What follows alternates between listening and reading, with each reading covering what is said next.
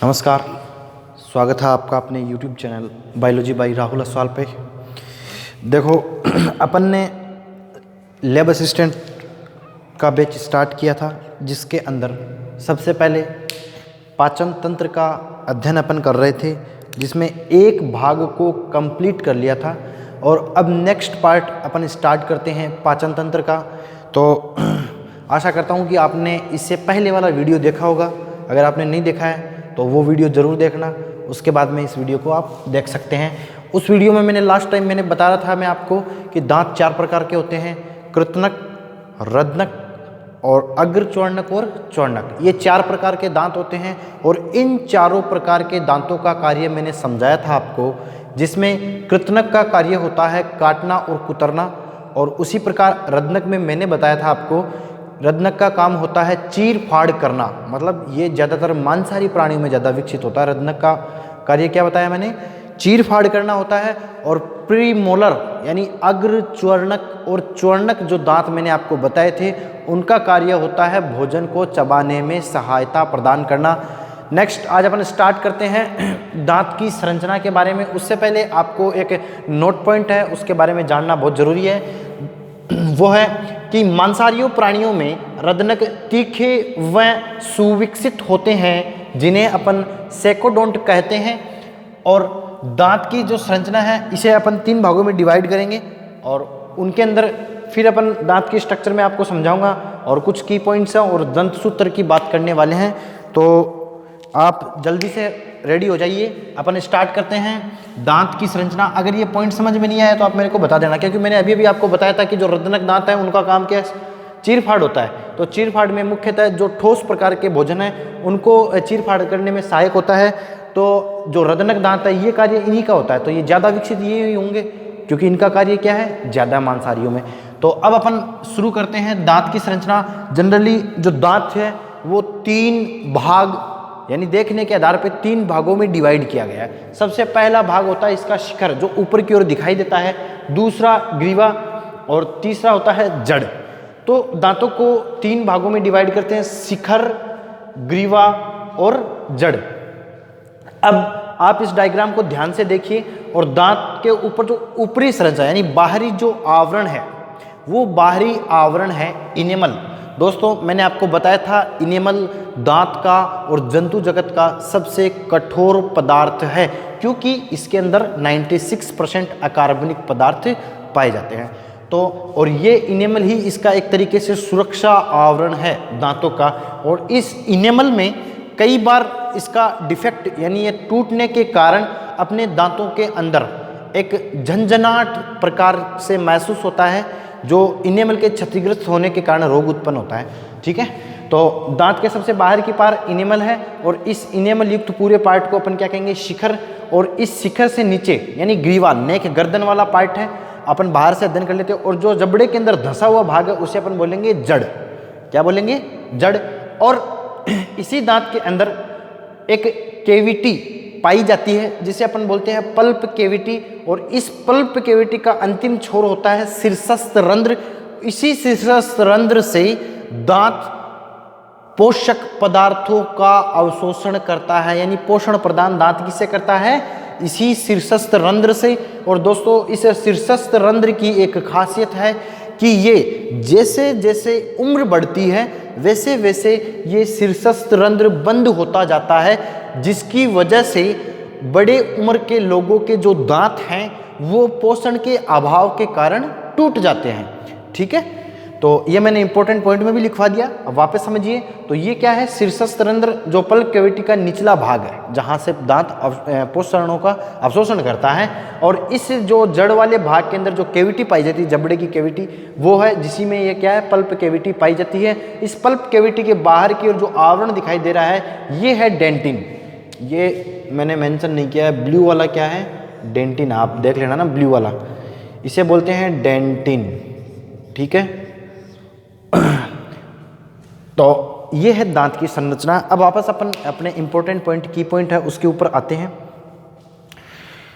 यहां पर बताया गया है उम्र बढ़ने के साथ साथ शीर्षस्थ रंध्र बंद होता है, जिससे दांत को पर्याप्त मात्रा में पोषण नहीं मिलने के कारण टूटने लगते हैं। ठीक है। तो अब नेक्स्ट एक अपवाद है यहाँ पे, कई बार एग्जाम में पूछ लेते हैं अपवाद के बारे में।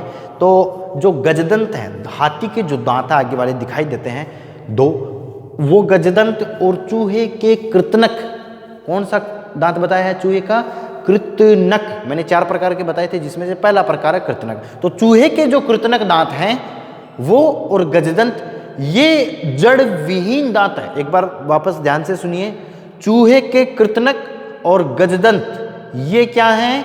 जड़ विहीन दांत हैं जो जीवन पर्यंत वृद्धि दर्शाते हैं, जो जीवन पर्यंत वृद्धि दर्शाते हैं। ठीक है। नेक्स्ट इसके बाद में दंत सूत्र, वेरी वेरी इंपॉर्टेंट।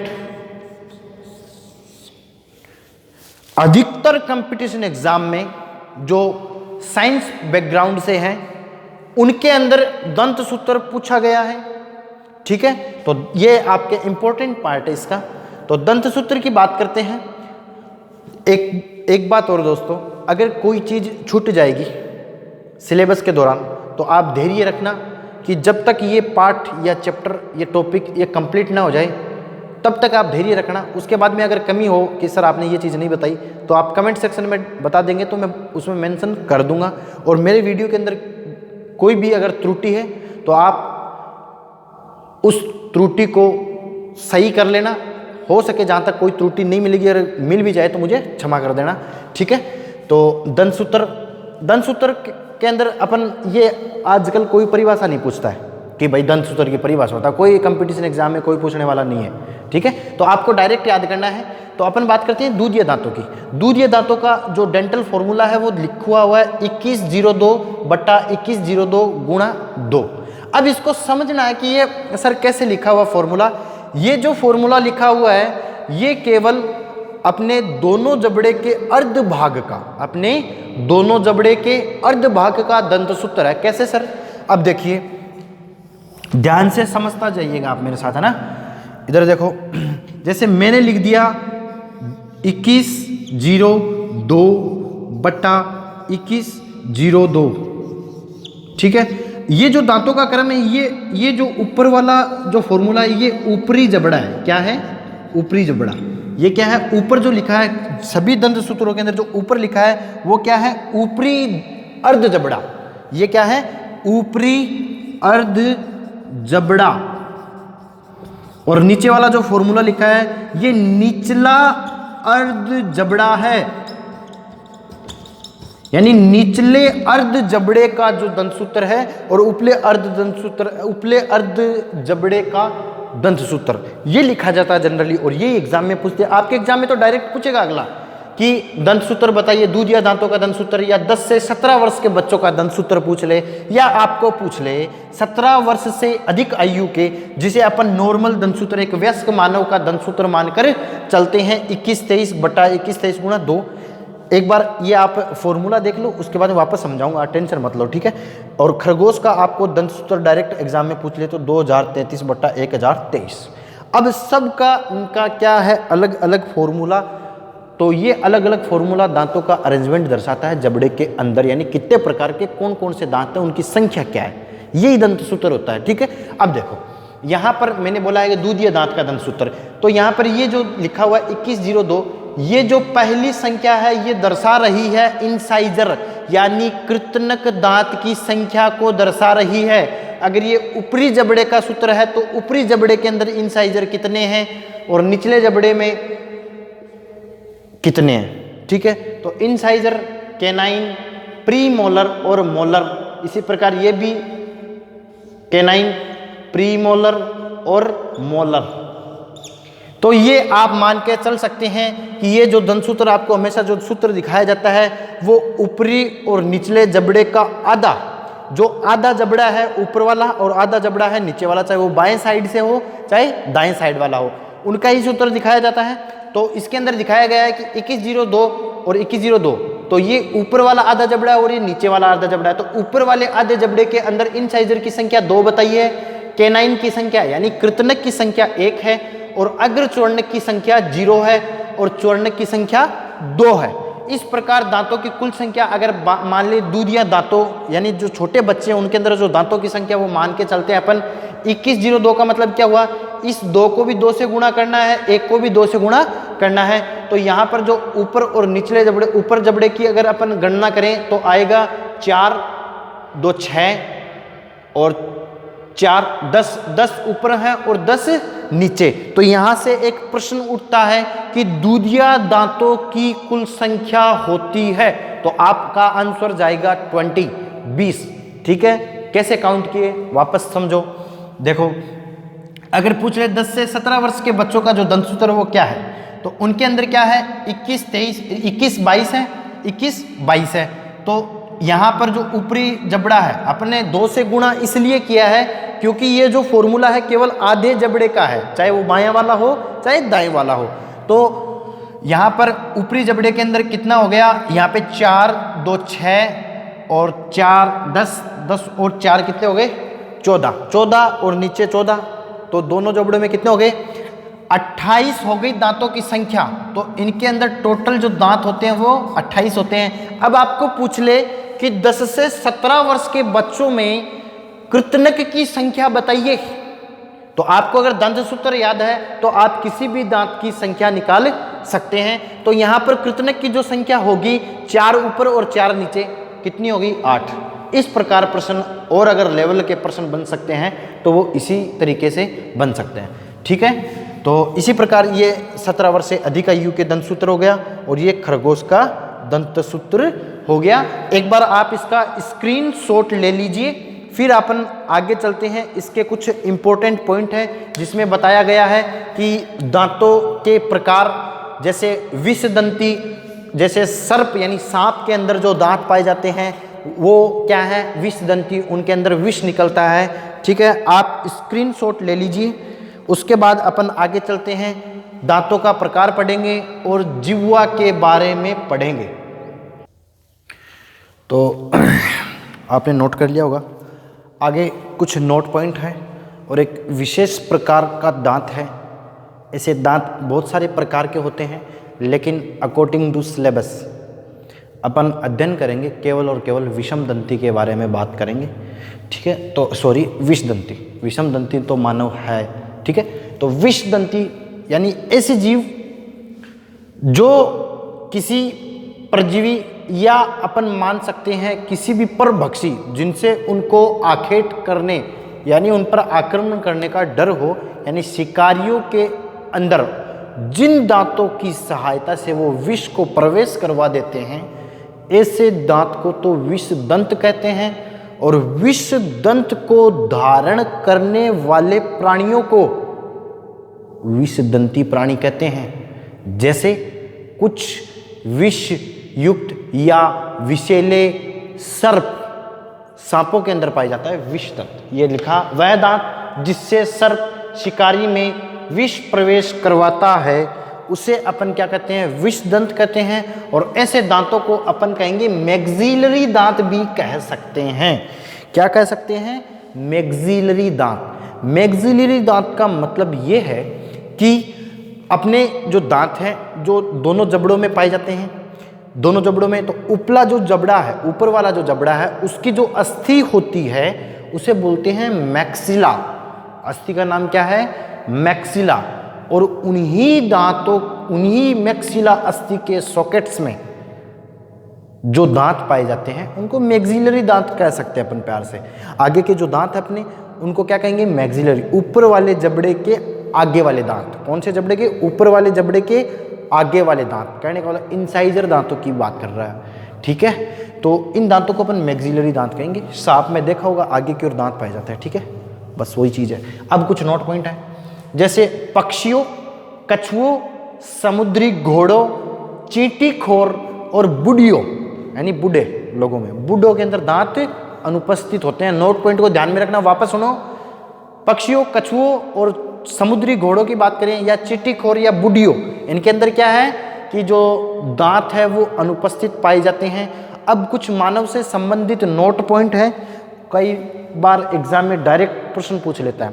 जैसे मान लो आपको डेंटल फॉर्मूला दंत सूत्र समझ में नहीं आया तो डायरेक्ट भी आप ऐसे प्रश्न आ सकता है कि मानव में सर्वाधिक जो दांत हैं वो कौन से प्रकार के दांत हैं। जैसे मैंने बताया ना आपको कि इंसाइजर, कैनाइन, प्रीमोलर और मोलर दांत तो 4 प्रकार के हैं, लेकिन उनकी संख्या दंत सूत्र से पता लगेगी, उसी से ये निकाला गया है। ठीक है, तो जो सबसे जो ज़्यादा अधिक संख्या में जो पाए जाते हैं वो कौन से प्रकार के दांत है? मोलर दांत है। मोलर दांत सबसे ज़्यादा पाए जाते हैं। कितने होते हैं संख्या में सर? 12 होते हैं। ठीक है, और सबसे कम होते हैं रदनक दांत, इनकी संख्या होती है 4। ये रहा। ठीक है, तो ये तो पहला नोट पॉइंट। उसके बाद में दूसरा, मानव में अक्कल दाढ़ का मतलब क्या है कि अपनी जो 3rd मोलर है, मैंने आपको फॉर्मूला बताया था, डेंटल फॉर्मूला बताया था 21, 23, वयस्क की बात कर रहे हैं, 21, 23 बताया था। तो ये जो तीसरी 3 नंबर लिखा है, 3, ऊपर वाला जबड़ा, नीचे वाला जबड़ा, तो यहाँ पर ये जो है दांतों की संख्या, ये मोलर दांतों की संख्या है, जिसे प्यार से आप च्वर्णक बोलते हैं। इनकी जोड़ी कितनी जोड़ी है? जैसे 2 से गुणा करना पड़ता है हमें यहाँ पे। तो ऊपरी जबड़े में जो च्वर्णक हैं ये 3 जोड़ी पाए जाते हैं और निचले में भी 3 जोड़ी पाए जाते हैं। तो च्वर्णक दांतों की तीसरी जोड़ी, कौन सी जोड़ी? तीसरी जोड़ी, जिसे अपन बोल सकते हैं 3rd मोलर, वो क्या है? अक्कल दाढ़ की तरह कार्य करते हैं। इसलिए यहां पे कोष्टक में लिख दिया 3rd मोलर, अक्कल दाढ़ बराबर 3rd मोलर। पूछ ले एग्जाम में कि अक्कल दाढ़ का कार्य करते हैं निम्न में से कौन से दांत है? तो आपको याद रखना है जो मोलर दांत है उसकी जो अंतिम जोड़ी 3 नंबर की जो जोड़ी है, देखो 3 के ग्रुप में पाई जाती है। ऊपर वाले जबड़े में भी 3 जोड़ी, नीचे वाले में भी 3 जोड़ी। 3 जोड़ी क्यों बोला? 3 से 2 उसको गुणा हो रहा है। ठीक है, तो मोलर, और ये अवशेष ही होते हैं, और जिनकी संख्या कितनी होती है? 4। अब तीसरी जोड़ी बोलिए न कि 3 जोड़ी बोलिए। तीसरी जोड़ी का मतलब 1 जोड़ी ऊपर है, 1 जोड़ी नीचे पाई जाती है। तो टोटल संख्या कितनी होगी? 2 जोड़ी यानी 4 होगी दांतों की संख्या। नेक्स्ट, मानव में एक बार दंती दांतों की संख्या 12 होती है, जो जीवन में एक बार ही आए, ऐसे दांतों को क्या कहेंगे? एक बार दंती। ठीक है, तो ये अपना जो दांतों वाला पार्ट है वो हो गया है कंप्लीट। दांत के बाद अपन बात करते हैं मुख गुहा के फर्श का निर्माण करने वाली संरचना, जिह्वा, जीभ या टंग। तो जीभ की बात करें अगर, इसकी मुख गुहा में स्थिति देखें तो ये फर्श का काम करती है। ठीक है, पार्श्व में दांत और ऊपर छत का काम करती हैं पेलेटाइनस या तालव। ठीक है, ये मैंने आपको समझाया था।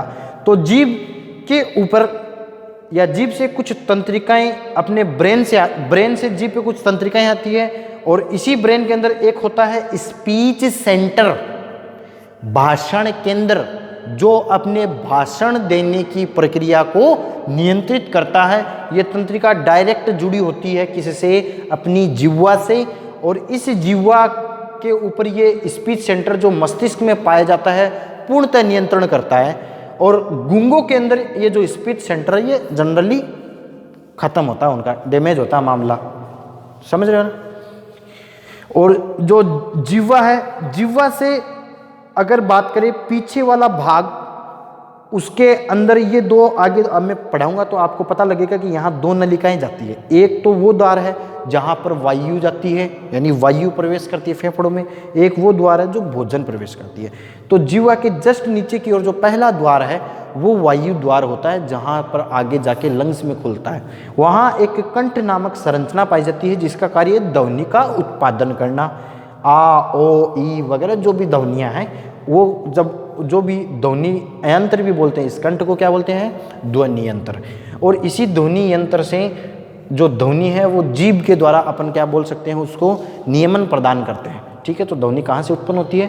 कंठ से, और ये इसका नियंत्रण या सॉरी अपन बोलेंगे इसका डायरेक्ट अपन रिप्रेजेंटेशन जीभ के द्वारा करते हैं। तो ये भी आपस में जुड़े होते हैं, इसलिए इसे कनेक्टिंग संरचना है, तो मैंने दिखा दिया चित्र में।